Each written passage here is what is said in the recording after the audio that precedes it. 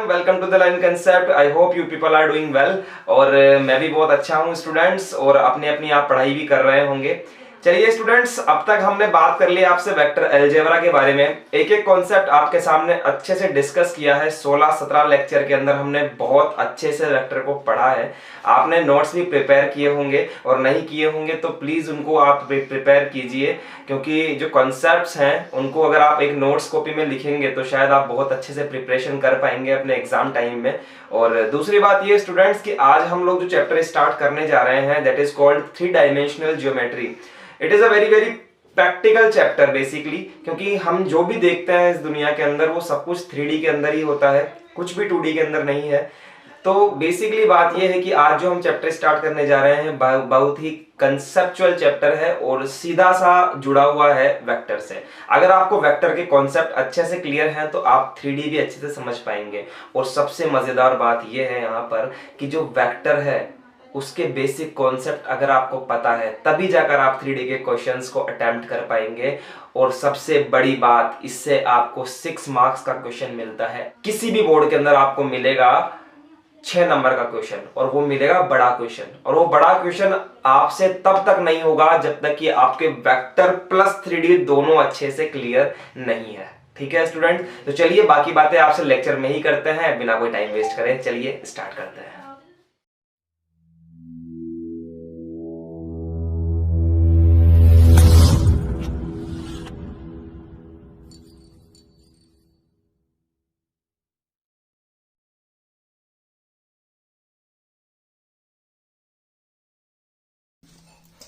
तो चलिए एवरीवन, देखते हैं 3 डायमेंशनल ज्योमेट्री 3D क्या होती है। सबसे पहले बात करेंगे आपसे इंट्रोडक्शन के बारे में।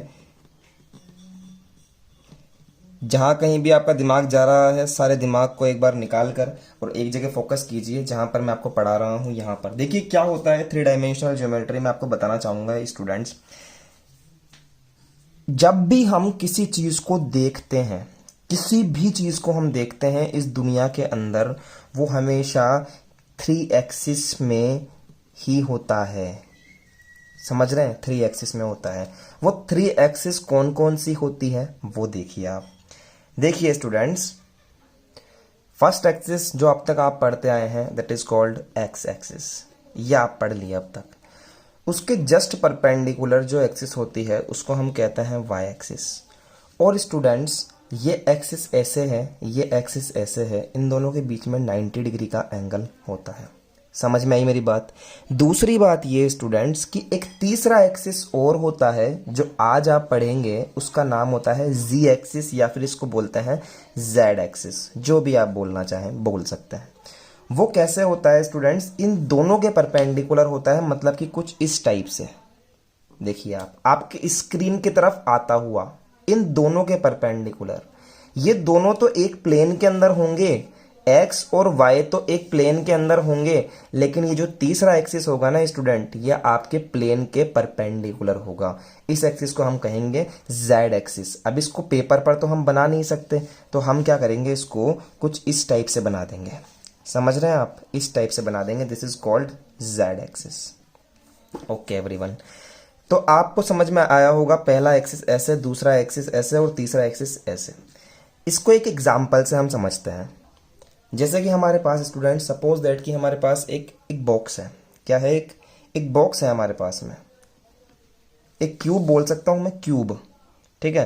तो स्टूडेंट्स, इसका एक फेज मैंने ये बना दिया यहाँ पर। सपोज कि एक फेस मैंने यहाँ पर बना दिया।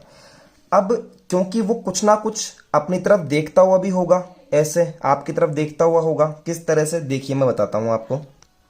देखिए किस तरह से मैं बना रहा हूँ यहाँ पर। आपने बचपन में भी बनाया होगा इस तरह का। बचपन में छोटे बच्चे बनाते हैं ना, वो चीज़ बना रहा हूँ मैं आपके सामने कि आपने ऐसी चीज़ बनाई होगी बचपन में।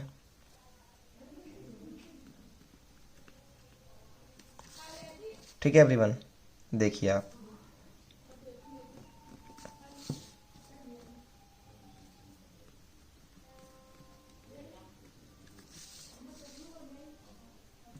ओके, अगर मैं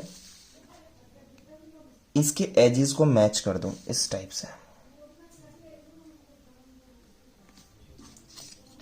तो आपको क्यूब नजर आने लगा। क्या करा मैंने? सिर्फ एक क्यूब बनाया।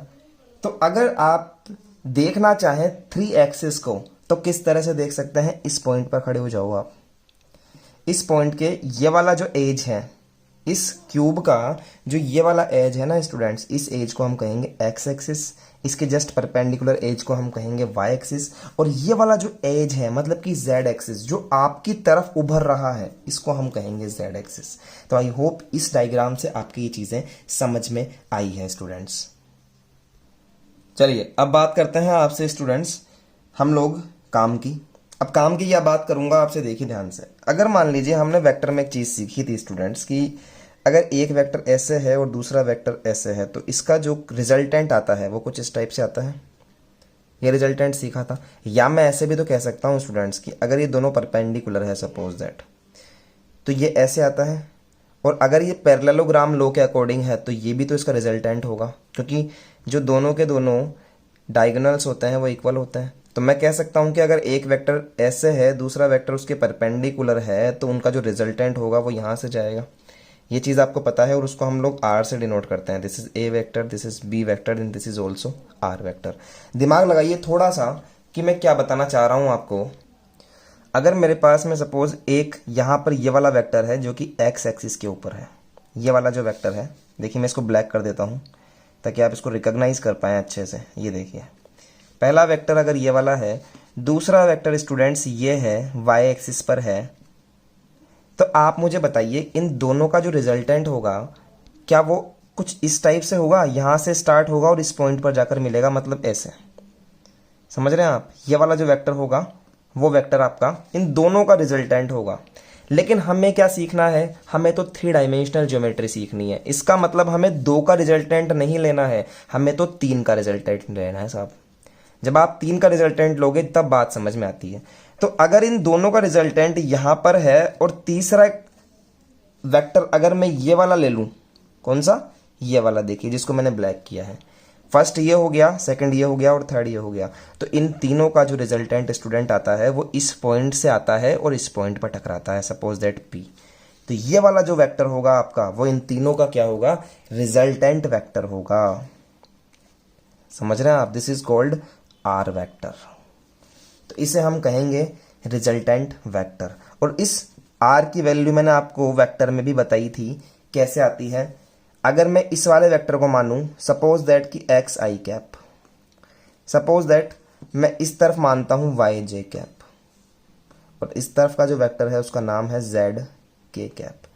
तो ये वाला जो रिजल्टेंट वेक्टर आता है स्टूडेंट्स उसका वैल्यू होता है x i cap plus y j cap plus z k cap. अच्छा, किसी बच्चे को समझ में नहीं आई बात कि सर रिजल्टेंट कैसे आता है, तो भैया एक बात सोच कर देखो, इन दोनों का जो रिजल्टेंट है वो तो यहां से लेकर इस पॉइंट से लेकर, सपोज यहां पर कोई पॉइंट है एस, तो ओ से लेकर एस होगा इन दोनों का। तो लेकिन हमें चाहिए तीनों का रिजल्टेंट। तो तीनों का रिजल्टेंट का मतलब है कि ये इधर फोर्स लग रहा है, ये इधर फोर्स लग रहा है। थोड़ी सी फिजिक्स यूज कर लेते हैं कि इधर फोर्स लग रहा है, इधर फोर्स लग रहा है, तो रिजल्टेंट किधर है, इस दिशा में है, इस डायरेक्शन में है। लेकिन एक फोर्स ऐसा है जो इसको ऊपर की तरफ भी खींच रहा है ऐसे, जो कि जेड एक्सिस में लग रहा है।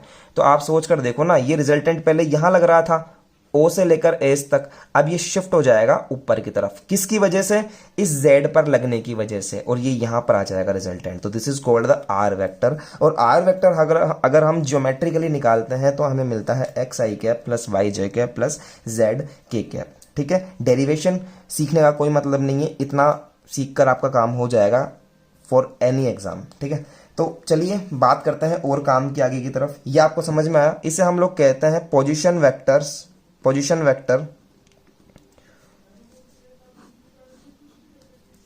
Of x y and z axis, इसको हम कहते हैं पोजीशन वेक्टर।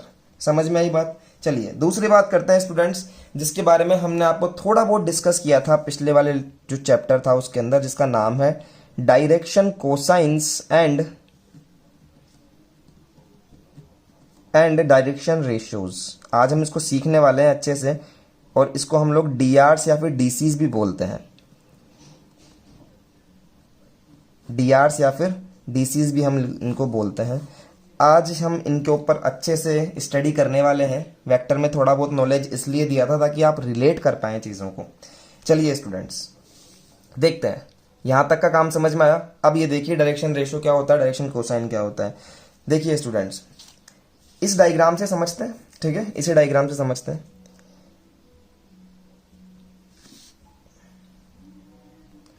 या फिर एक काम करते हैं, दूसरा ही बना लेते हैं हम लोग डायग्राम। सपोज स्टूडेंट्स हमारे पास में कोई रैंडम वेक्टर है, कोई भी रैंडम वेक्टर मान सकता हूं, ये ज़रूरी नहीं है कि ये रिजल्टेंट ही हो। एक रैंडम वेक्टर है, कुछ भी मान सकते हैं। सपोज दैट कि इसको मैं एक वेक्टर मान लेता हूं, पी वेक्टर, ठीक है। अब आप मुझे एक बात बताओ, ये मेरी एक्स एक्सिस है, ये मेरी वाई एक्सिस है, ये मेरी जेड एक्सिस है, ये मेरा पी है, जो कोई भी रैंडम वेक्टर है। कोई भी जो रैंडम वेक्टर होगा वो एक क्यूब फॉर्म करेगा, ये बात तो आपको ध्यान में रखनी है, ठीक है, हमेशा एक क्यूब फॉर्म करेगा। दूसरी बात ये स्टूडेंट्स कि आप मुझे बताइए कि ये सपोज कि यहाँ पर ओ है, ये एक रैंडम वेक्टर है, ये एक्सिस के साथ में कुछ ना कुछ एंगल बना रहा होगा क्या? जैसे ये एक्स एक्सिस के साथ में अल्फा एंगल बना रहा है, मैंने मान लिया। ये वाई के साथ में ये बीटा एंगल बना रहा है, समझ रहे हैं। और ध्यान से देखें तो ये जेड एक्सिस के साथ में भी कुछ ना कुछ एंगल बनाएगा, जिसका मैंने नाम दे दिया गामा, ठीक है स्टूडेंट्स। तो कोई भी random vector positive x axis, this is positive x axis, positive y axis, positive z axis के साथ में जो एंगल बनाता है, उस एंगल का अगर हम कोस ले लेते हैं तो उसको हम कहते हैं direction cosines of this vector. समझ रहे हैं आप? जैसे कि अगर एंगल अल्फा है तो कोस अल्फा क्या हो जाएगा? डायरेक्शन कोसाइन हो जाएगा। और किसका हो जाएगा डायरेक्शन कोसाइन? एक्स एक्सिस की डायरेक्शन में। और कोस बीटा डायरेक्शन कोसाइन हो जाएगा इसका वाई डायरेक्शन में। और स्टूडेंट्स कोस गामा हो जाएगा जेड डायरेक्शन के अंदर डायरेक्शन कोसाइन। और इनको हम डिनोट करते हैं, फर्स्ट डायरेक्शन कोसाइन को एल से डिनोट करते हैं, सेकंड को एम से डिनोट करते हैं, थर्ड को एन से डिनोट करते हैं। थ्योरी कुछ इस टाइप से लिख सकते हैं, any random vector makes angle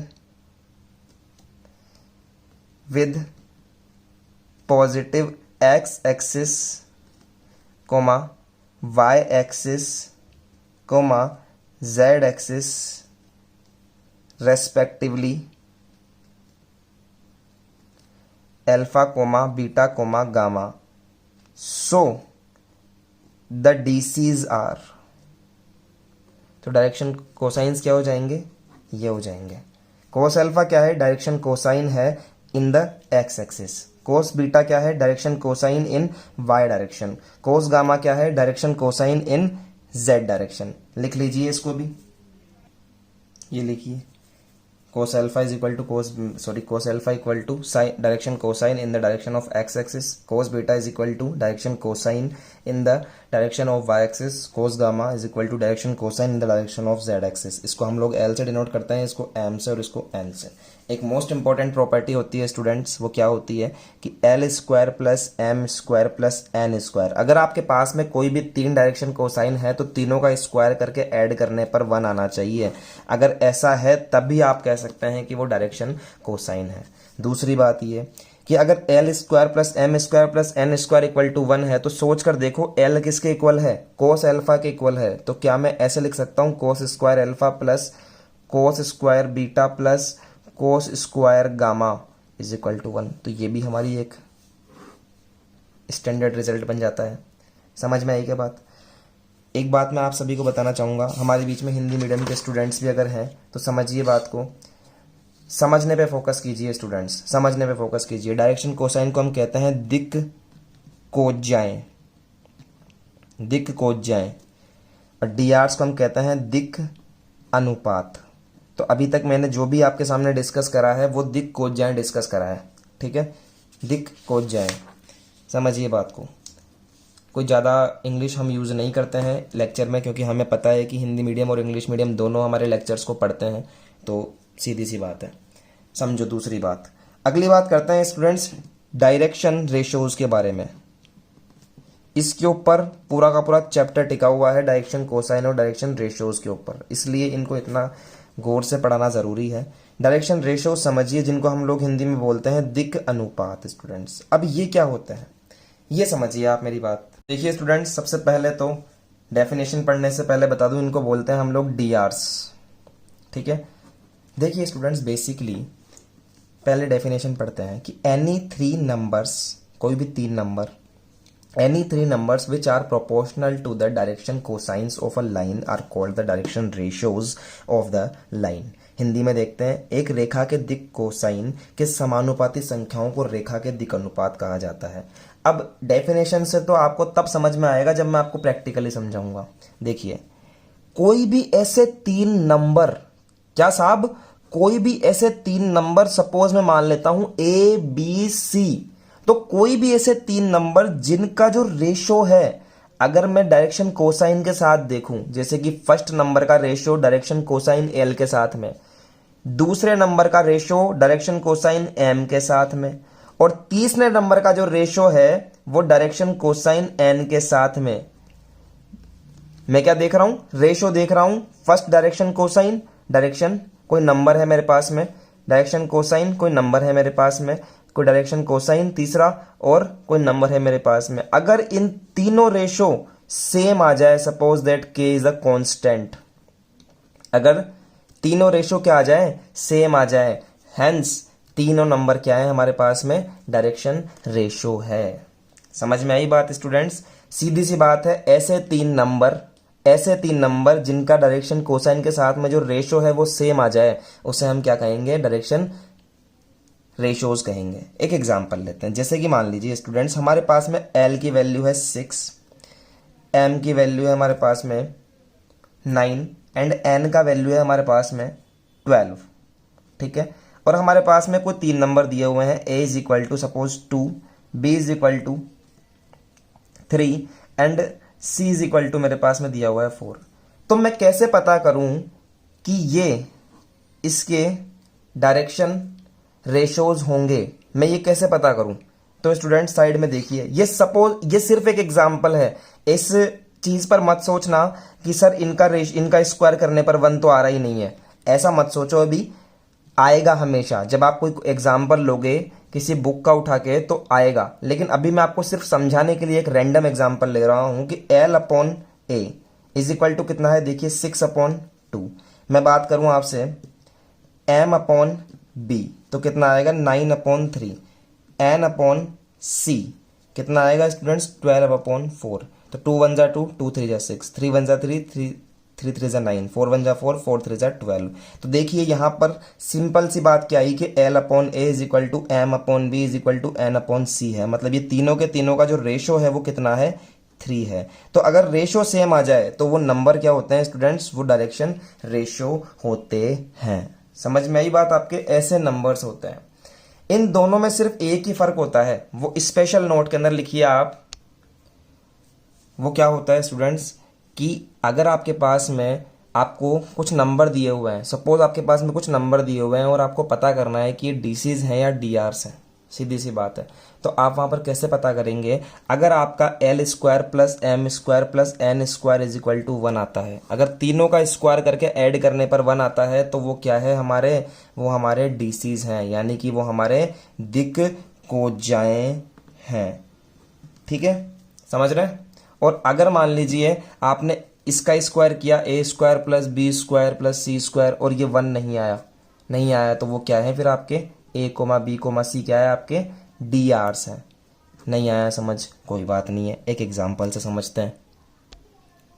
evaluate that in the given vector P vector is equal to 3i cap minus 2j cap plus 4j cap, 3 - 2 4 are DRs और डीसीज।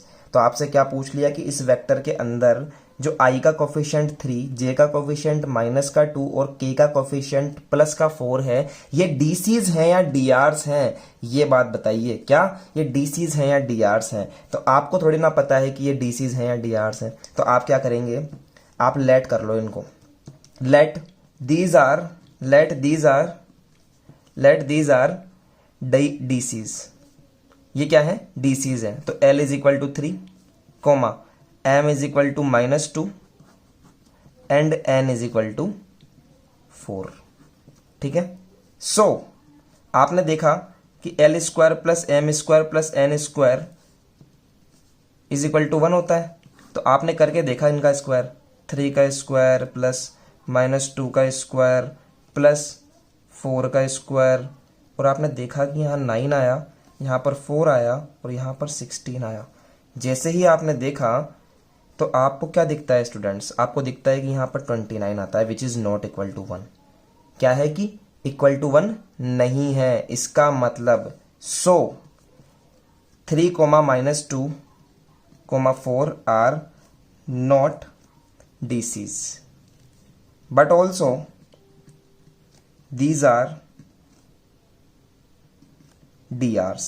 तो ये क्या है, DRs है। क्या है DRs, 3 -2 4। अब समझ में आया स्टूडेंट्स, कोई भी वेक्टर आपको दे देगा वो, और उसके जो ये कोफिशिएंट होते हैं इनके बारे में पूछे अगर आपसे कि भाई ये DCs हैं या DRs हैं, तो आप कैसे पता करेंगे, आप ऐसे पता करेंगे। अगर उनका जो स्क्वायर है वो 1 हो जाएगा। अब कुछ बच्चों के दिमाग में एक खुराफाती सवाल भी आ रहा है कि सर ये तो कभी 1 होएगा ही नहीं। तो मैं कहूँगा कैसे नहीं होएगा 1, कैसे नहीं होएगा 1। देखो एक नया एग्जाम्पल देखिए, next question, evaluate the given vector R vector is equal to this 1/√3 -1/√3 and 1/√3 are DCs और DRs। तो भैया सॉल्यूशन लिखो, यहाँ पर आप क्या मान लो, इनको DCs मान लो। लेट दीज आर DCs, इनको मैंने क्या मान लिया, DCs मान लिया। तो L is equal to 1/√3, M is equal to -1/√3, N is equal to 1/√3, ये मान लिया। क्योंकि हम जानते हैं L square plus M square plus N square is equal to 1 होता है। चलिए इनका स्क्वायर करते हैं, 1/√3 का स्क्वायर करेंगे प्लस माइनस का 1/√3 का स्क्वायर करेंगे प्लस दिस इज 1/√3 का स्क्वायर करेंगे, और जैसे ही स्क्वायर करेंगे क्या आता है 1/3। ये माइनस का स्क्वायर करेंगे तो प्लस हो जाएगा, this is 1/3 and this is also the 1/3। जब इसको एलसीएम लेकर सॉल्व करते हैं तो स्टूडेंट्स 1 आता है। तो यहाँ पर क्या कंडीशन आई, L square plus M square plus N square is equal to 1 हो गया। तो मैं क्या कहूँगा, 1/√3 माइनस का 1/√3 एंड 1/√3 आर DCs। समझ में आएगा भैया। इस पे कोई क्वेश्चन आपसे इस तरह का नहीं पूछेगा, ये सिर्फ आपको कॉन्सेप्ट को क्लियर करने के लिए मैंने बताया है ये क्वेश्चन, ताकि आपके दिमाग में कम से कम एक कॉन्सेप्ट क्लियर हो कि हाँ सर DCs क्या होते हैं और DRs क्या होते हैं। कहीं लास्ट में जाकर बच्चों को कंफ्यूजन रहता है कि सर हमें पता ही नहीं है DCs क्या होता है, DRs क्या होता है। तो यहां तक समझ में आया स्टूडेंट्स। चलिए एवरीवन, अब आपके पास में जो नेक्स्ट टॉपिक आता है उसका नाम है कि डायरेक्शन कोसाइन और डायरेक्शन रेशियोज के अंदर रिलेशन होता है वो क्या होता है। फर्क तो आपने देख लिया कि फर्क क्या होता है दोनों के अंदर। अगर स्क्वायर करके इक्वल टू 1 आ जाए तो वो DCs होते हैं, अगर नहीं आता है तो वो DRs होते हैं। लेकिन अब इनके अंदर रिलेशन क्या होता है तो वो हम देखने जा रहे हैं। देखिए रिलेशन क्या होता है, L इज इक्वल टू होता है स्टूडेंट्स A अपॉन रूट के अंदर A square plus B square plus C square. यह है डायरेक्शन कोसाइन, यह है डायरेक्शन रेशियो। दूसरी बात समझिए, M इज इक्वल टू होता है B अपॉन रूट में A square plus B square plus C square. N is equal to होता है C अपॉन रूट में A square plus B square plus C square. क्योंकि स्टूडेंट्स इस नीचे वाली क्वांटिटी को R कह दिया जाता है बिकॉज ये R वेक्टर का क्या है, मैग्नीट्यूड है। तो इसको हम ऐसे भी बोल देते हैं कि दिस इज R। तो A upon R, B upon R and this is C upon R। समझे आप। तो ये होता है, ये रिलेशन होता है स्टूडेंट्स कि अगर हमारे पास में ये तीनों पता है, मतलब कि हमें डायरेक्शन रेशियो अगर पता है तीनों, तो हम डायरेक्शन कोसाइन निकाल सकते हैं। जैसे कि एक एग्जांपल देखते हैं स्टूडेंट्स। क्वेश्चन देखिए आप, if the direction ratios of a given vector या फिर line are this then evaluate its direction cosines. Solution या फिर हल देखिए स्टूडेंट्स। एक बात मैं आपको बताना चाहूँगा कि हमने जो वेक्टर पढ़ा था स्टूडेंट्स, वहाँ पर वेक्टर का यूज़ करते थे, लेकिन यहाँ पर 3D है क्योंकि ये ज्योमेट्री है, तो यहाँ पर लाइन भी आपको देखने को मिल जाएगा। ठीक है, तो घबराए नहीं, यहाँ पर वेक्टर को ही लाइन बोला गया है स्टूडेंट्स। ठीक है, वहाँ पर एक छोटा सा कॉन्सेप्ट देखिए कि वहाँ पर वेक्टर के लिए हम लोग I कैप, J कैप और K कैप यूज़ कर रहे थे because this is the vector. ठीक है, यहाँ पर हम लोग 3D पढ़ रहे हैं 3D के अंदर आई की जगह x, j की जगह पर y और k की जगह पर z भी यूज करेंगे। ठीक है, तो ये आप ध्यान रख लीजिए, वहां जो i था वो यहाँ पर x है, वहां जो j था वो यहाँ पर y है, वहां जो k था यहाँ पर वो z है, तो कंफ्यूजन ना हो बिल्कुल भी। ठीक है, नेक्स्ट बात करते हैं, क्या बोल रहा है क्वेश्चन के अंदर कि हमें दिया हुआ है डायरेक्शन रेशियो। तो गिवन क्या है, a इज इक्वल टू है 2, b इज इक्वल टू है -2 and c is equal to है 1। तो हम निकालना चाहते हैं नाउ DCs। देखिए कैसे निकालेंगे DCs। L is equal to a upon a square plus b square plus c square. कैसे निकलेगा देखिए, कैसे निकलेगा देखिए। L is equal to a का वैल्यू क्या है स्टूडेंट्स 2 अपॉन रूट के अंदर a का स्क्वायर प्लस b का स्क्वायर यानी कि -2 का स्क्वायर प्लस 1 का स्क्वायर रूट में। ठीक है, is equal to 2 upon, students को सॉल्व करेंगे तो यहाँ आएगा 4, यहाँ भी 4 और यहाँ पर 1, तो दिस इज 9। सॉल्व करेंगे तो क्या आ जाएगा स्टूडेंट्स 2 अपॉन +-3। समझ गए मेरी बात को, यहाँ आएगा 2 अपॉन +-3। दोनों एक्सिस के अंदर हमारे पास निकलेगा स्टूडेंट्स, एक तो प्लस में भी निकलेगा, एक माइनस में भी निकलेगा, हमेशा ऐसा होगा हमारे साथ में। वैसे ही हम लोग m निकालना चाहते हैं, क्या आएगा m a square plus b square plus c square. कैसे निकालेंगे, m इज इक्वल टू, देखिए यहाँ क्या है -2, b की जगह पर रखिए -2 डिवाइडेड बाय, क्योंकि मुझे इसका वैल्यू ऑलरेडी पता है तो मैं डायरेक्ट लिख दूँ यहाँ पर +-3। ठीक है, and n is equal to आएगा c अपॉन रूट में a square plus b square plus c square is equal to क्या आएगा, n is equal to c की जगह पर वैल्यू रखिए 1 डिवाइडेड बाय, नीचे का वैल्यू मुझे डायरेक्टली पता है +-3। तो हमारे पास में l का वैल्यू आ गया, m का वैल्यू आ गया, n का वैल्यू आ गया। स्टूडेंट्स समझ रहे हैं। एक चीज़ अगर आपने नोटिस करी तो आप देखेंगे कि आपको जो वैल्यू मिल रहा है स्टूडेंट्स, वो वैल्यू आपको प्लस और माइनस दोनों में मिल रहा है। देखिए आप, प्लस और माइनस दोनों में मिल रहा है। इसका मतलब ये होता है, प्रैक्टिकली समझिए कि अगर मान लीजिए कोई लाइन है, सपोज दैट ये कोई लाइन है p वेक्टर, ये अगर पॉजिटिव एक्सिस के साथ में अल्फा एंगल बना रहा है, तो ये कहीं ना कहीं जो नेगेटिव एक्स एक्सिस है उसके साथ में भी एंगल बना रहा है, जिसको नेगेटिव अल्फा बोला जाता है। समझ रहे हैं आप मेरी बात को। तो जो LMN निकलेगा वो दोनों एक्सिस में निकलेगा, प्लस एक्स एक्सिस में भी निकलेगा और माइनस एक्स में भी निकलेगा, सिमिलरली प्लस वाई में भी निकलेगा और माइनस वाई में भी निकलेगा। तो ये कॉन्सेप्ट आपको पता होना चाहिए। इसीलिए L की वैल्यू प्लस और माइनस दोनों में आती है, N की वैल्यू भी प्लस माइनस दोनों में आती है और N की वैल्यू भी प्लस माइनस दोनों में आती है। दैट मीन्स मैं फॉर्मूले के अंदर एक चेंज कर सकता हूं कि जो L की वैल्यू आएगी वो प्लस माइनस दोनों में आएगी, प्लस माइनस दोनों में आएगी, प्लस माइनस दोनों में आएगी। समझ रहे हैं, प्लस माइनस। तो पहले से ही प्लस माइनस लेकर चलो ना, क्या दिक्कत है, पहले से ही प्लस माइनस लेकर चलो। ठीक है एवरीवन, तो पहले से ही प्लस माइनस लेकर चल सकते हैं। तो ये क्वेश्चन समझ में आया स्टूडेंट्स, ये 2015 के अंदर पूछा हुआ क्वेश्चन है। ठीक है, डिजिट में भी डिफरेंट, तो मुझे लगता है कि ये डिजिट चेंज कर दी तो कोई प्रॉब्लम वाली बात नहीं, हमें सिर्फ कंसेप्ट पे फोकस करना है। नेक्स्ट जो हमारे पास में टॉपिक आता है एवरीवन, उसका नाम है कि कोई लाइन अगर आपको दी जाए, कोई लाइन अगर आपको दी जाए, इसको आप वेक्टर भी बोल सकते हैं, कोई लाइन दी जाए आपको, उसका पहला पॉइंट है x1, y1, z1। समझ रहे हैं। दूसरा पॉइंट है आपके पास में x2, y2, z2।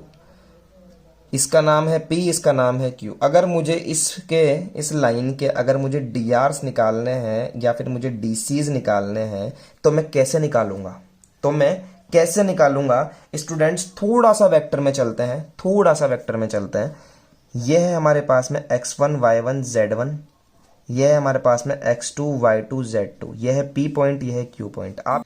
आप याद करो कि हमें PQ वेक्टर अगर निकालना होता था तो हम कैसे निकालते थे, x2 माइनस x1 आई कैप। ध्यान से समझिए मेरी बात को, मैं रिलेट कर रहा हूं वेक्टर से कि x2 minus x1 I cap, y2 minus y1 J cap and also z2 minus z1 के कैप। यही काम तो हम करते थे। इससे हमें एक वेक्टर मिलता था, this is the constant quantity I cap, constant quantity J cap, constant quantity के कैप। और मैंने आपको अभी अभी बताया था कि जो वेक्टर के कोफिशिएंट्स होते हैं ये ही हमारे या तो DRs होते हैं या फिर हमारे ये डीसीज होते हैं। समझ रहे हैं मेरी बात को? तो इसका मतलब हम लोग डीआर्स और डीसीज कैसे निकाल सकते हैं स्टूडेंट्स? हम डीआर्स कैसे निकाल सकते हैं? x2 में से x1 को लेस करेंगे, x2 माइनस x1 करेंगे तो हमें डीआर मिल जाएगा। दूसरी बात, y2 माइनस y1 करेंगे तो हमें दूसरा डीआर मिल जाएगा, और z2 माइनस z1 करेंगे तो हमें तीसरा डीआर मिल जाएगा। इसको हम बोलेंगे a, इसको हम बोलेंगे b, इसको हम बोलेंगे c। ठीक है। अगर मुझे इससे डीसीज निकालने हैं तो डीसीज का फॉर्मूला क्या होता है स्टूडेंट्स? डीसीज यहां देखिए, L इज इक्वल टू क्या होता है? फर्स्ट अपॉन में रूट में a square plus B square plus C square.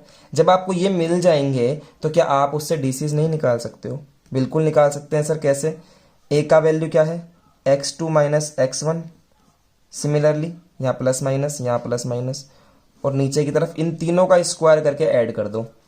x2 minus x1 का whole square, y2 minus y1 का whole square, and also z2 minus z1 का होल स्क्वायर। समझ में आई क्या बात? इस पूरी की पूरी क्वांटिटी को अगर मैं r बोलना चाहूँ तो कोई दिक्कत नहीं है, बार बार नहीं लिखना चाहता इसलिए। तो m is equal to plus minus b upon root में आएगा क्या? a square plus B square plus C square. तो यहाँ पर क्वांटिटी आ जाएगी दूसरी quantity, this is y2 minus y1, और डिवाइड में आ जाएगा r। ठीक है स्टूडेंट्स, ये जो r में ले रहा हूं ना, ये रूट सहित ले रहा हूं। कहीं आप बोलोगे सर r के ऊपर रूट लगाओ, नहीं बेटा, रूट सहित ले रहा हूं मैं इसको। ठीक है। n is equal to plus minus c upon root में a square plus B square plus C square. यहाँ आएगा प्लस माइनस थर्ड क्वांटिटी जो है हमारी, जैसे कि z2 माइनस z1 अपॉन में क्या? r। तो ये तीन चीजें हम ऐसे निकाल सकते हैं। क्या हेडिंग थी हमारी? कि DRs and DCs of line joining two points, दो पॉइंट्स को जोड़ने वाले जो लाइन है उसका डीआर और डीसीज कैसे निकालेंगे। तो सिंपल सी बात है, लास्ट पॉइंट में से इनिशियल पॉइंट, फर्स्ट पॉइंट घटा दो, दूसरे में से पहला घटा दो, आपको डीआर मिल जाएंगे। ठीक है। और उसका डीसी निकालना हो तो हम कैसे निकालेंगे? इस तरीके से निकालेंगे। समझ में आया? अब एक क्वेश्चन से देखते हैं स्टूडेंट्स। ये देखिए, find the DRs and DCs of the given line joining two points this and this. तो भैया क्या है? सिंपल सी बात है कि हमें एक लाइन दी हुई है, एक पॉइंट है ए, एक पॉइंट है बी। अब अगर मुझे इसके डीसीज डीआर्स निकालने हैं तो डीआर्स ऑफ ए बी कैसे निकालूंगा भैया? लास्ट में से फर्स्ट वाले को लेस करके। कैसे? A is equal to -1 minus 3 that is equal to minus का 4। तो ए का वैल्यू क्या आ गया? माइनस का 4 आ गया। दूसरी बात करते हैं, अगर मुझे बी निकालना है तो 2 minus 2 that is equal to 0। तो बी का वैल्यू हमारे पास क्या आ गया? 0 आ गया। सी का वैल्यू क्या आ गया स्टूडेंट्स? 3 माइनस का 1, तो प्लस 1 हो जाएगा, तो ये आ जाएगा 4। तो दैट मीन्स हमारे पास में सी का वैल्यू क्या आ गया? 4 आ गया। तो ए बी सी का वैल्यू हमें मिल गया। These are DRs. अब मुझे इससे डीसीज निकालने हैं। तो मैं कैसे निकालूंगा स्टूडेंट्स? आपको पता है कि एल इज इक्वल टू क्या होता है? Plus minus A upon R. R का वैल्यू क्या है? मैं एक ही बार लिख देता हूँ। आर का वैल्यू होता है A square plus B square plus C square, बार बार ना लिखना पड़े।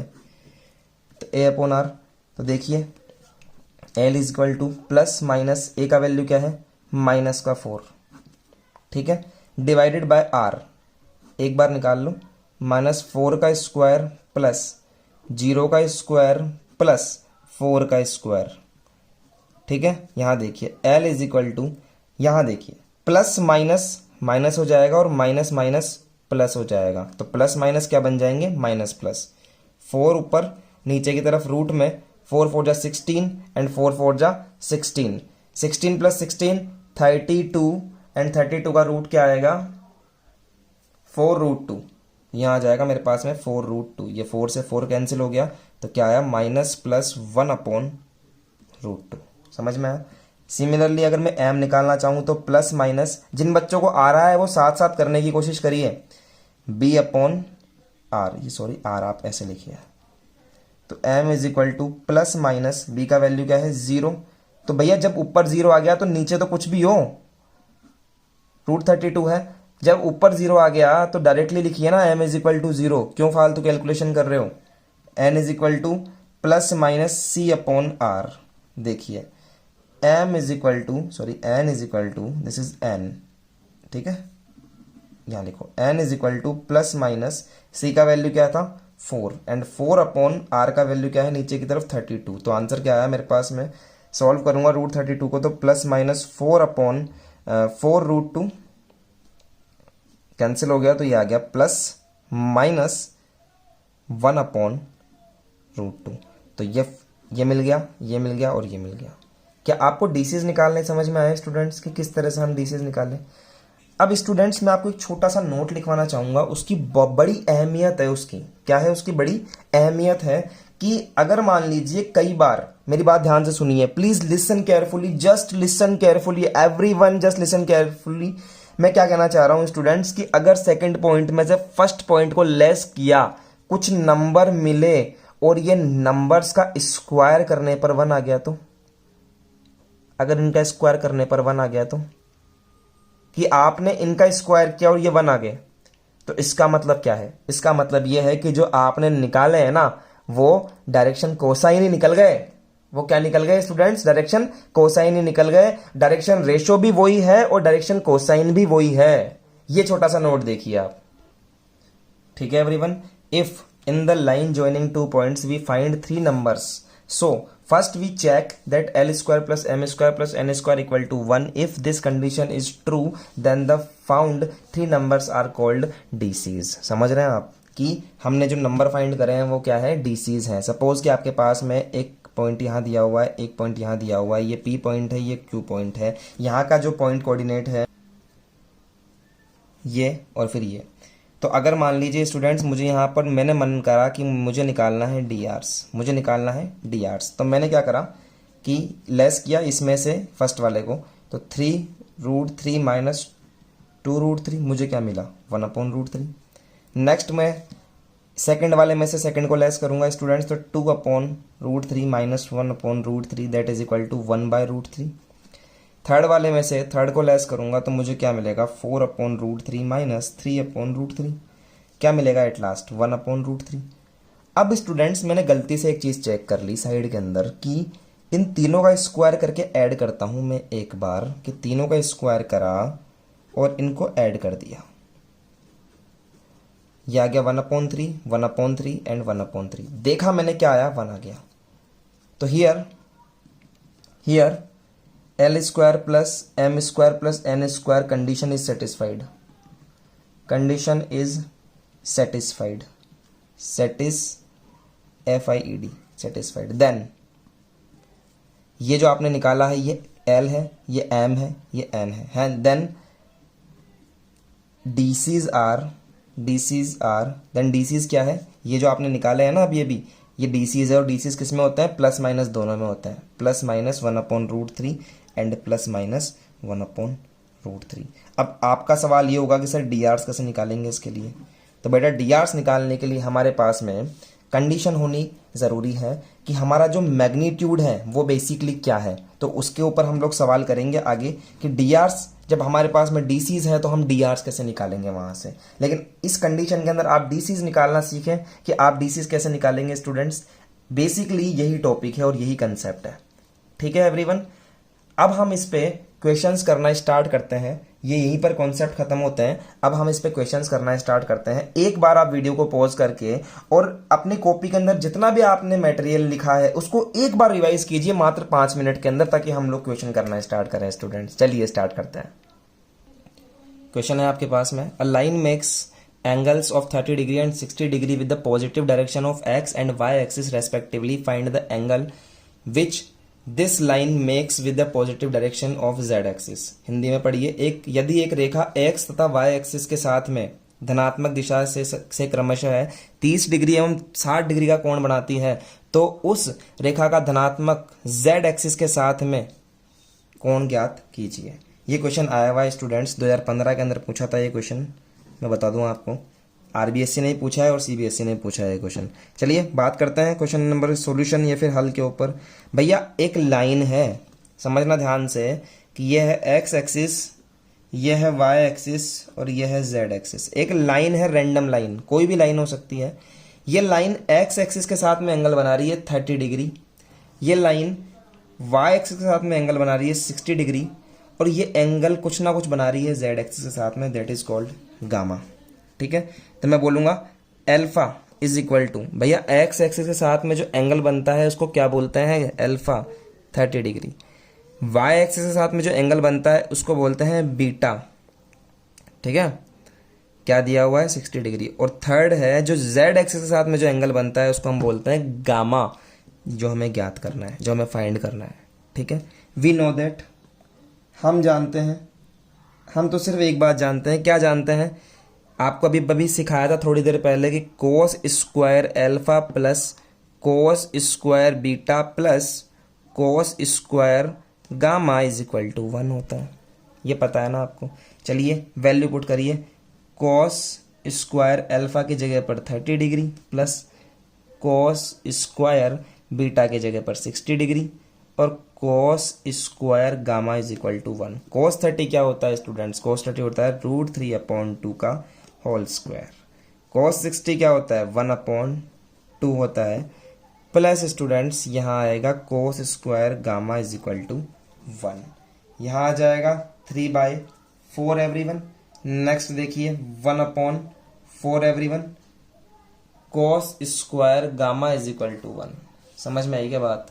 यहाँ देखिए स्टूडेंट्स, हमें चाहिए कोस स्क्वायर गामा, इनको जब मैं सॉल्व करूंगा तो यहाँ आ जाएगा 1 आ जाएगा स्टूडेंट्स। इसको आप सॉल्व कर सकते हैं तो 1 आ जाएगा, और जब ये 1 यहाँ +1 कर लो, इसको सॉल्व करने पर 1 आ जाएगा इक्वल टू 1। ये 1 उधर चला जाएगा तो 0 हो जाएगा, यहाँ पर 0।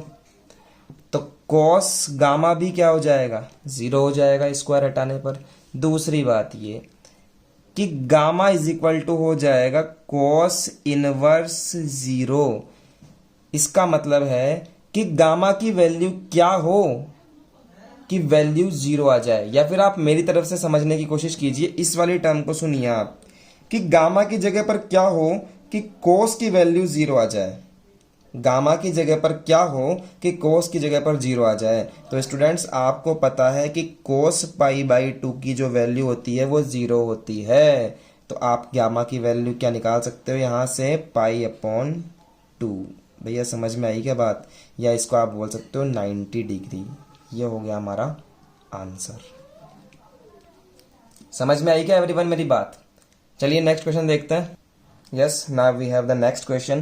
If the vector makes the angles of alpha, beta and gamma with OX, OY and OZ, क्या कहना चाह रहा है कि एक कोई वेक्टर आपके पास में है इस टाइप से, और वो x के साथ में ये O है, OX के साथ में बना रहा है अल्फा एंगल, वो वेक्टर OY के साथ में एंगल बना रहा है बीटा, और this is the OZ angle.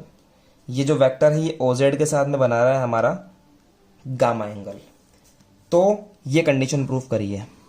Hindi वाले बच्चे लिख लेना यहाँ पर कि यदि कोई सदिश OX, OY और OZ के साथ में अल्फा, बीटा और गामा कोण बनाता है तो सिद्ध करिए ये कंडीशन। ये मैं पहले भी करा चुका हूं। जिन बच्चों को आता है रोको वीडियो को और करना स्टार्ट करो, ठीक है, और जिनको नहीं आता वो मेरे साथ साथ देखो। सपोज दैट कि LHS क्या है, यहाँ पर LHS है sign square alpha plus sine square beta plus sine square gamma. ये हमारे पास में है।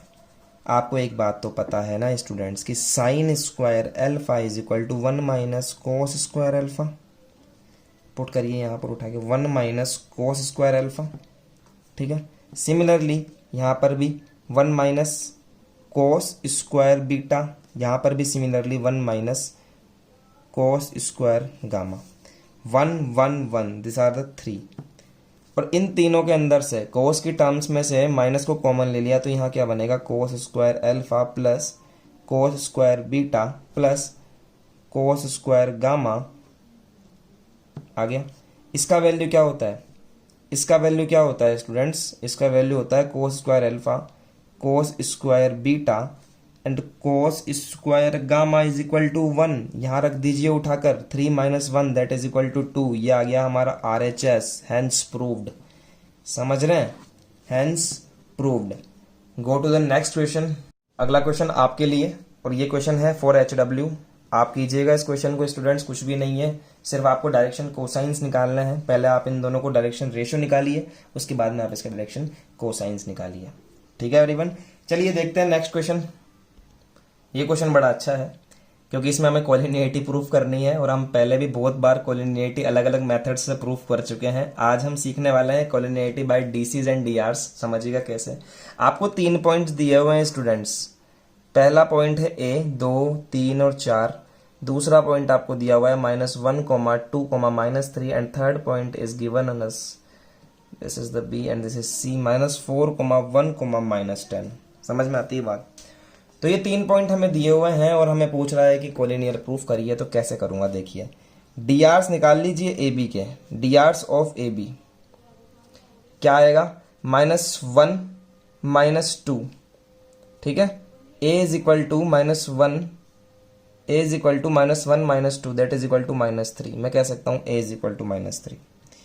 b इज इक्वल टू 2 -3 -1, या मैं कह सकता हूं b इज इक्वल टू -1। अलग से भी लिख लीजिए इस तरह से।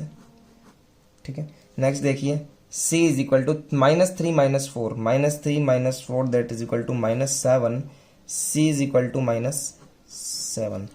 तो हमारे पास में डीआरस आ गए ए बी के। इसी तरह से आप डीआरस निकाल लीजिए बीसी के। डीआरस ऑफ बीसी देखिए, यहां पर आपने निकाला ए बी सी, यहां पर भी निकालिए आप सपोज A1, A2, A3, है ना। अलग निकाल लीजिए क्योंकि ए बी के ए बी सी हो गए तो बी सी के हम लोग कुछ डिफरेंट नाम दे देते हैं। -4 माइनस का 1 that is equal to -3। 1 - 2 is equal to -1 and -10 minus का 3 तो आ जाएगा -7। आप ध्यान से देखिए स्टूडेंट्स, ये वाला भी सेम है फर्स्ट वाले के। क्या कहना चाह रहा हूं समझिए बात को। इसके भी डायरेक्शन रेशियोज जो हैं वही इसके हैं। तो मैं क्या बोलूंगा यहाँ पर, DRs of A B is equal to DRs of B C. भैया जो डीआरस इसके हैं वही डीआरस इसके हैं। मैंने क्या बताया था आपको, चलो ज़्यादा डीप में नहीं लेके जाऊँ आपको। इतना समझो कि जिस बच्चे को डीप में समझना हो ना इस बात को, मुझे मैसेज करना, उसको अलग से समझाऊंगा मैं। ठीक है, मैं डीप में चला जाता हूँ ना, फिर टॉपिक से हट जाता हूँ। मेन बात यह है, जो ए बी जो है बी सी है, सिंपल सी बात है कि दोनों के जो क्या है रेशो है वो सेम आ गए। कहने का मतलब ये है स्टूडेंट्स, कॉन्सेप्ट समझिए। D Rs of line 1, D Rs of line 1 is equal to lambda D Rs of line 2। मतलब एक के डी आर निकाल लो और दूसरे के डी आर निकाल लो, दोनों के अंदर अगर सिर्फ एक लैम्डा का फर्क होता है, दोनों के अंदर सिर्फ एक लैम्डा का फर्क है, तो आपके पास में 2 कंडीशंस पॉसिबल होती है। 2 कंडीशन, या तो वो कोलिनियर हो सकते हैं, दोनों लाइन जो है वो कोलिनियर हो सकती है, या फिर वो दोनों लाइन स्टूडेंट्स क्या हो सकती है, पैरेलल हो सकती है। कोलिनियर का पता करेंगे जब हमारे पास में सिर्फ 3 पॉइंट दिए हुए हैं। मतलब कि फर्स्ट वाली लाइन अगर मेरे पास में है, दूसरी वाली लाइन अगर मेरे पास में है, तो जो फर्स्ट वाली का लास्ट पॉइंट है, फर्स्ट वाली का जो लास्ट पॉइंट है, सेकंड वाली लाइन का वो इनिशियल पॉइंट है। क्या है, इनिशियल पॉइंट है। मतलब कि ये कॉमन पॉइंट है। क्या है कहने का मतलब कि ये कॉमन पॉइंट है। अगर 2 लाइंस के अंदर आपको एक पॉइंट कॉमन दिखे तो वो कोलिनियर होगा। और वही बात करूं अगर पैरेलल लाइंस हैं तो एक लाइन ही हो गई, दूसरी लाइन ही हो गई। ठीक है, तो यहां पर कितने पॉइंट्स आएंगे, 4 पॉइंट आएंगे, 1 2 3 एंड दिस इज 4। तो यहां पर कितने पॉइंट्स आएंगे, 4 पॉइंट्स आएंगे। फर्स्ट वाली लाइन का जो पॉइंट है last point, it is not similar to the initial point of second vector. यहां पर दोनों पॉइंट्स अलग अलग हैं, तो आप वहां पर क्या बोल देंगे students, these are the parallel line not common. Condition दोनों के लिए सेम लगेगी, लैम्डा। अब आप बोलोगे सर कि यहां पर तो कोई लैम्डा की कंडीशन लगी ही नहीं। अरे भैया यहाँ लैम्डा इज इक्वल टू 1 है, समझेगा बात को। यहाँ लैम्डा इज इक्वल टू 1 है कि डी आर, इसके DRs equal to lambda के जगह पर 1 आ गया, 1 equal to D Rs of B C. तो क्या कहना चाह रहा हूं, D Rs of line 1 is equal to 1। तो लैम्डा इज इक्वल टू 1 है। बेसिकली जो आप ये कंडीशन लगाओगे, D Rs of line 1 is equal to D Rs of line 2, lambda जो यहाँ पर आएगा, ये जो लैम्डा है ना स्टूडेंट्स, ये नॉन जीरो कॉन्स्टेंट है। क्या है, नॉन जीरो कांस्टेंट, मतलब कि जीरो नहीं होना चाहिए, उसके अलावा कोई सा भी कांस्टेंट हो चल जाएगा, समझ रहे हैं। तो वो बात है स्टूडेंट्स यहाँ पर। तो ये समझ में आया आपके। अब जैसे मान लो मेरे पास में एक क्वेश्चन और आ गया, show that the points A B and C are collinear. ये हमें करना है प्रूफ, ठीक है। हल लिखो यहाँ पर। कोलिनियर मतलब होता है संरेख, शो दैट का मतलब होता है सिद्ध करिए। तो समझिए बात को, ए पॉइंट यहाँ है, बी पॉइंट यहाँ है, सी पॉइंट यहाँ है, and these are the coordinate, ठीक है। अब क्या करूँगा, सिंपली बात है, D Rs of A B, D Rs of A B आप भी निकालिए मेरे साथ साथ। A is equal to, B is equal to, and C is equal to 1 minus 2, 1 minus 2, minus 2 minus 3, minus 2 minus 3, and 3 minus 3 minus minus का 4, ठीक है। This is the -1 and this is the -5 and also this is the 7। समझ में आया students. अब मैं निकालूंगा D Rs of B C. कैसे आएंगे, इसको बोलूँ A1 is equal to B1 is equal to and C1 is equal to 3 minus 1, this is 2, 3 minus 1 that is equal to 2। 8 minus minus का 2, तो भैया कितना आया, यहाँ आया 10, and -11 minus 3, -11 minus 3 that is equal to minus का 14। अब देखिए यहाँ पर क्या आया स्टूडेंट्स, ध्यान से देखिए। D Rs of A B is equal to D Rs of B C के अंदर क्या रिलेशन आ गया, ध्यान से देखिए। D Rs of A B is equal to lambda D Rs of B C. यहाँ पर सिर्फ इतना सा फर्क है कि अगर मैं इस वाले फर्स्ट वाले को 2 से मल्टीप्लाई कर दूं तो ये भी इसके बराबर हो जाएंगे। ए बी का जो है डी आर्स वो बी सी के इक्वल हो जाएगा डी आर्स के। मेरा कहने का मतलब ये है, क्या आप इसका मतलब समझते हो क्या, D hours of A B is equal to lambda D Rs of B C. इसका बेसिकली मतलब यही होता है, अच्छे बच्चों को पता होगा कि दोनों का रेशो सेम आना चाहिए। यहाँ देखिए आप रेशो क्या आ गया। सबसे पहली बात तो ये कि direction ratios of D hours of A B not equal to D Rs of B C, D hours of B C. ये कंडीशन समझ में आ रही है आपको कि यहाँ पर ये इक्वल नहीं है, नहीं है, नहीं है, दोनों के दोनों इक्वल नहीं है।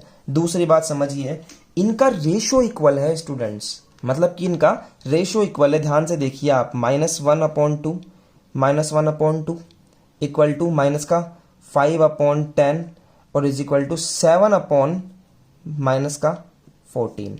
अगर मैं कैंसिल करूं तो यहाँ पर भी आ जाएगा -1/2 एंड दिस इज -1/2। क्या कहा मैंने कि ये दोनों के रेशो आपस में इक्वल नहीं है, लेकिन इनके रेशो आपस में इक्वल है। और रेशो इक्वल का क्या मतलब है कि D hours of A B is equal to lambda D Rs of B C. क्या मैं इसको ऐसे लिख सकता हूं, D Rs of A B क्या है, यहाँ देखिए -1, -5, 7, और लैम्डा का वैल्यू क्या है, लैम्डा का वैल्यू है 1/2, लैम्डा का वैल्यू है 1/2, 2, 10, -14। दोनों के अंदर सिर्फ और सिर्फ एक लैम्डा का फर्क है, देख लीजिए आप, दोनों के अंदर सिर्फ और सिर्फ एक लैम्डा का फर्क है। अगर ये 2 अंदर चला जाए, तो ये माइनस का 2 ले लेता हूँ यहाँ पर, अगर ये -2 इन तीनों में डिवाइड हो जाए तो स्टूडेंट्स बताओ क्या ये आ जाएगा क्या। यहाँ पर सिर्फ और सिर्फ एक लैम्डा का फर्क है दोनों के अंदर, ठीक है। लैम्डा का फर्क मैं समझा चुका हूं पहले भी कि दोनों का रेशो सेम होना चाहिए। अगर दोनों का रेशो सेम आ गया तो वो लाइंस क्या होती है, पैरेलल होती है, नॉट द कोलिनियर। वो क्या होती है, पैरेलल होती है।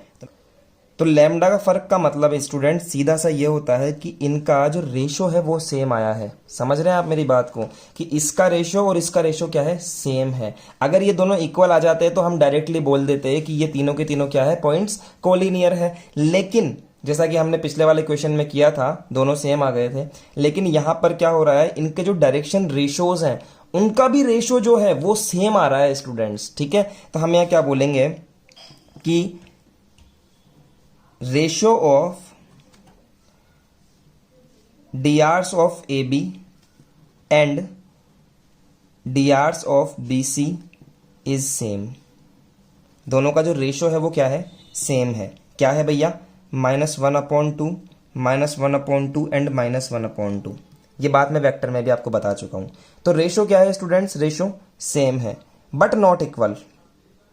हाँ इक्वल भी तो है ना, देखो तीनों इक्वल है, तो तीनों रेशो क्या आ गया भैया, सेम आ गया। अब इसके आगे बात सुनिए, hence AB and BC should be parallel. जब रेशो सेम आ जाता है तो ये क्या होता है स्टूडेंट्स, पैरेलल होता है। ठीक है, ऐसे लाइन होती है, रेशो सेम आ जाता है तो। लेकिन but here B is a common point. Common point B क्या है, एक common point of ABC line. जो ABC लाइन है, ABC लाइन के अंदर जो B है ये क्या है, कॉमन है। और जब B कॉमन है तो हैंस मैं कह सकता हूं, हैंस AB,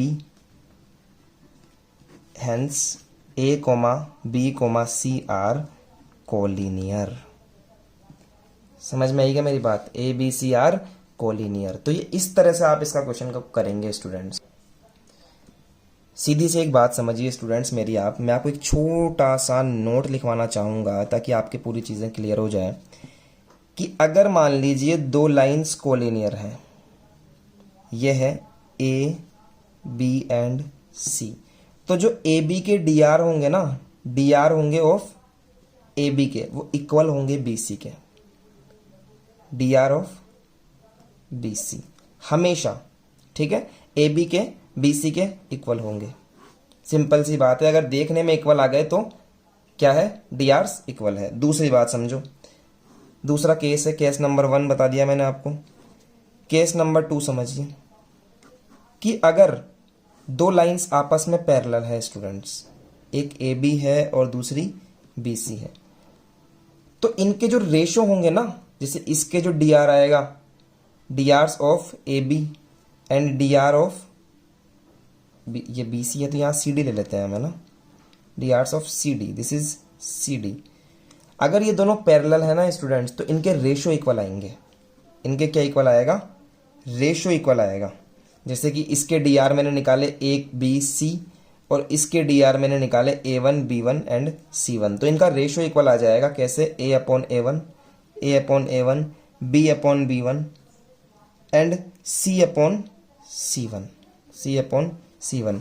इनका रेशो अगर इक्वल आ जाता है तो ये क्या है, पैरेलल है।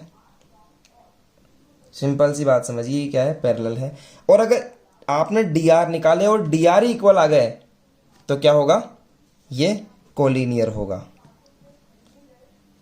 और इस बात को हम प्रूव कर चुके हैं। अभी दो क्वेश्चंस जो हमने करे, फर्स्ट वाले क्वेश्चन के अंदर हमारे डायरेक्टली इक्वल आ गए थे तो हमने कह दिया कोलिनियर है। दूसरे वाले क्वेश्चन के अंदर हमारे रेशोज इक्वल आए स्टूडेंट्स, बेसिकली हमारे रेशोज इक्वल आए, लेकिन फिर भी वो कोलिनियर था, क्योंकि फर्स्ट वाली लाइन का जो लास्ट पॉइंट था वो सेकेंड वाली लाइन का फर्स्ट पॉइंट के इक्वल था। अब कैसे हो सकता है, जब ये वाली लाइन यहाँ शिफ्ट हो जाए तभी तो हो सकता है। दैट मीन्स वो कोलिनियर इस कंडीशन में हुआ। ये कंसेप्ट है स्टूडेंट, समझ में आना चाहिए आपको। Find the disease of XYZ axis. देखो क्या बोल रहा है कि XYZ एक्सिस का डिसीज याद कीजिए, आप फाइंड कीजिए। तो स्टूडेंट्स एक बात बता दूं, डिसीज ऑफ X एक्सिस क्या होती है, +-1 0 0, ठीक है। डिसीज ऑफ Y एक्सिस, इसका x 0 होगा, सिर्फ y कोऑर्डिनेट होगा, +-1 और z भी 0 होगा। डिसीज ऑफ z एक्सिस, किसी भी बोर्ड एग्जाम में डायरेक्टली पूछ लेता है कि डिसीज ऑफ x एक्सिस बताइए, डिसीज ऑफ y एक्सिस बताइए और डिसीज ऑफ z एक्सिस बताइए। समझ रहे हैं, तो ये हो जाएगा 0, 0, +-1। एक छोटा सा एग्जाम्पल देकर बता देता हूँ कि कैसे आते हैं ये। These are the coordinate axis, x axis, y axis and this is z axis. ये x एक्सिस है, मुझे इसका निकालना है। अब आप मुझे बताइए x एक्सिस खुद के साथ में एंगल कितना बनाएगा, 0 डिग्री। x एक्सिस y के साथ में एंगल कितना बनाएगा, बीटा 90 डिग्री। और x एक्सिस z के साथ में एंगल कितना बनाएगा, मतलब कि गामा 90 डिग्री। तो निकाल लीजिए इनके L इज इक्वल टू कैसे निकलेगा, कॉस अल्फा से। तो कॉस जीरो क्या होता है, +-1 आ जाएगा। ठीक है, क्योंकि हम सिर्फ इसका देख रहे हैं, दूसरे एक्सिस का भी लेंगे तो -1 भी आ जाएगा। इस तरह से m इज इक्वल टू आएगा कोस बीटा, मतलब कि कोस 90 तो 0, and n is equal to cos gamma यानी कि 90 degree, that is equal to आएगा 0। समझ में आई क्या बात। तो इस तरह से हमने एक्स एक्सिस के डीसीज निकाल लिए, एक्स एक्सिस के डीसीज हमने निकाल लिए, ये रहे। समझ में आई बात आपके, ये एक्स एक्सिस का निकल गए। उसी तरह से आप वाई एक्सिस का निकाल सकते हो और उसी तरह से आप जेड एक्सिस का निकाल सकते हो। सेम फॉर्मूला, सेम फिनोमेना आप यूज करेंगे यहाँ पर। नेक्स्ट बात करते हैं स्टूडेंट्स आपसे, ये कुछ क्वेश्चंस मैंने आपको करवा दिए हैं। अब आप कुछ क्वेश्चंस लीजिए मुझसे और घर से करने का प्रयास कीजिएगा। कुछ क्वेश्चंस मैं आपको बता रहा हूं, ये देखिए। एक क्वेश्चन तो मैं आपको सॉल्व ही दे रहा हूं, एक क्वेश्चन तो मैं आपको सॉल्व ही दे रहा हूं, एग्जाम्पल नंबर 5। ये वाला क्वेश्चन भी आप करिएगा, ये आपको इजीली आपको समझ में आ जाएगा वैसे ही। और 14.1 जो आपको मैं दे रहा हूं, ये क्वेश्चन भी आपको करना है स्टूडेंट्स। चलिए इनको नोट कर लीजिए आप, ठीक है। और कुछ क्वेश्चंस मैं आपको दे रहा हूं स्टूडेंट्स, डीसीज और डीआरस पर बेस्ड एनसीईआरटी के। ये देखिए आप, तो स्टूडेंट्स ये क्वेश्चंस आपको करने हैं। रही बात आंसर्स की, तो एक बार आप आंसर्स देखिए स्क्रीन पर। ये 14.1 के आपको मैं आंसर दिखा देता हूं। 14.1 है, इसके आंसर हमारे पास में ये रहे, ठीक है, लिख लीजिए। और एनसीईआरटी के जो आंसर है वो आप ये देखिए, ये लीजिए 11.1 के आपको आंसर दिखा देते हैं एवरीवन। ये सारे आंसर है आपके पास में। तो चलिए स्टूडेंट्स, अब आपसे हम मिलेंगे नेक्स्ट लेक्चर के अंदर। ये लेक्चर बहुत अच्छे से आपको डिटेल में समझाने के लिए था कि डीसीज और डीआरस क्या होते हैं और किस तरह से इनके क्वेश्चंस किए जाते हैं। समझिए चीज़ों को, और आगे ये चैप्टर बहुत अच्छा कंसेप्चुअल है। तो चलते हैं हम आगे की तरफ, मिलते हैं आपसे नेक्स्ट लेक्चर में। आज के लिए ऑल द बेस्ट।